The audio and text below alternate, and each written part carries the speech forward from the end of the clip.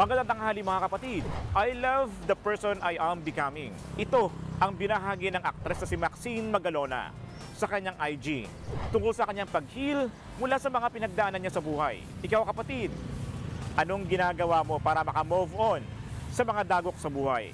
Tara, samahan niyo ako at magtatanong tayo dito. Magpe-pray kay Lord. Gagawin yung dapat gawin sa bawat sa pamilya. Maging masaya lang, sir. Accept everything. Just let go. For you to be able to move on talaga, kailangan parang mas damdamin mo. Kasi if like tatakbuhan mo siya, hindi ka talaga mag-heal eh. So akin, parang hanggat kaya pang iiyak, iiyak lang ng iiyak. Para at the end of the day, kapag wala nang maiyak, okay ka na.